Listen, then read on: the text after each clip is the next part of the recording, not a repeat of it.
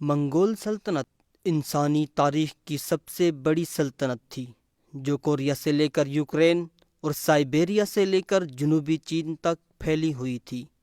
12ویں صدی میں منگول سلطنت کے قیام سے قبل منگول کئی قبیلوں میں بکھرے ہوئے تھے۔ یہ لوگ خانہ بدوش تھے، بھیڑ بکریوں اور مویشیوں کو چرا کر گزارا کرتے تھے۔ یہ لوگ خیموں میں رہتے تھے، گرمی اور سردی میں اپنی جگہ تبدیل کرتے رہتے تھے۔ خانہ بدوش عورتوں کے پاس کافی اتھارٹی تھی۔ تجارت، ہجرت اور قبیلے کے رکھ رکھاؤ کی ذمہ داری انہی کے سپرد تھی، جبکہ قبیلے کے مرد جنگ کے ماہر ہوا کرتے تھے۔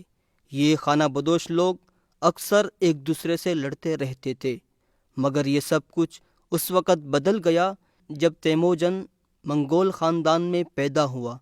اگرچہ کم عمری میں ہی اس کے والد کو زہر دے کر قتل کر دیا گیا تھا، مگر تیموجن نے جلد ہی دوسرے قبیلوں سے فوجی اتحاد بنانا شروع کر دیے، جس سے اس کی طاقت میں اضافہ ہوتا گیا۔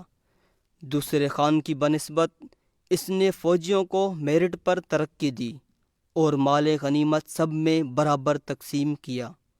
اس کا سب سے شاندار قدم یہ تھا کہ فتح کیے ہوئے قبیلوں کو اپنے فوجیوں میں تقسیم کر دیا، جس سے اس کے خلاف بغاوت کے امکانات ختم ہو گئے اور خود چنگیز خان بن گیا۔ 1206 عیسوی میں تیموجن نے خانہ بدوش قبیلوں کو اپنی سرداری کے نیچے اکٹھا کیا اور خود چنگیز خان بن گیا۔ منگول شیم مانی تھے۔ ان کا ماننا تھا کہ قدرت اور ان کے آباء و اجداد کی روحیں اس دنیا میں ان کے آس پاس آباد ہیں۔ ان کا سب سے بڑا خدا کینگری تھا۔ چنگیز خان کا ماننا تھا کہ کینگری چاہتا ہے میں اس کے نام پر پوری دنیا فتح کروں۔ جب اس نے تمام منگولوں کو اکٹھا کر لیا تو اس کا یہ خواب حقیقت لگنے لگا۔ اس کے بعد جو بھی چنگیز خان کے سامنے کھڑا ہوا، اس کا انجام صرف اور صرف موت ہی تھا۔ چنگیز خان کی قیادت میں منگولوں نے سب سے پہلے شمالی چائنا اور مشرق میں اسلامی ملکوں پر حملہ کر کے قبضہ کیا۔ 1227 عیسوی میں چنگیز خان چین میں لڑائی کے دوران ایک گھوڑے سے گر کر ہلاک ہو گیا، جس کے بعد اس کے خاندان نے اس کا خواب پورا کرنے کی ذمہ داری اٹھا لی۔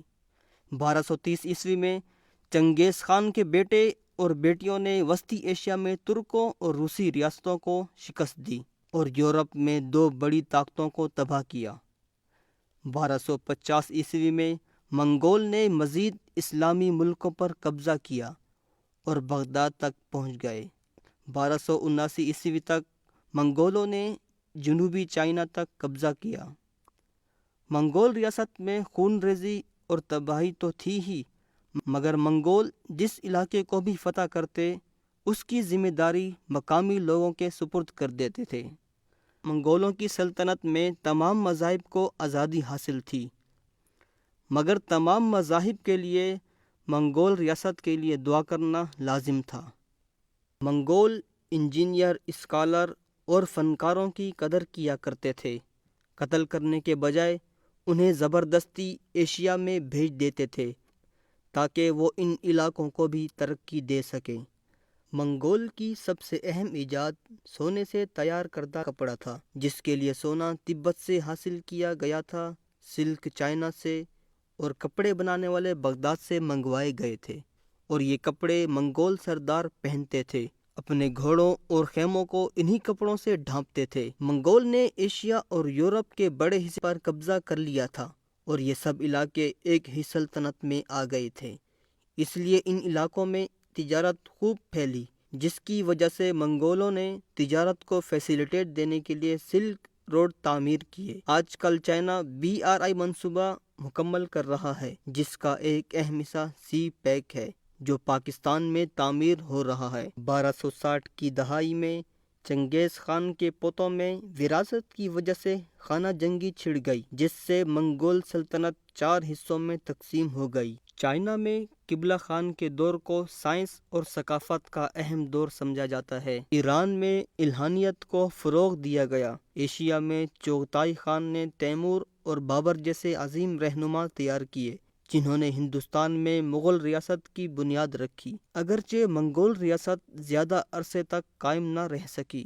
مگر منگولوں نے قتل و غارت، خون ریزی اور تباہی کی جو داستان رقم کی وہ دنیا آج تک بھول نہیں پائی۔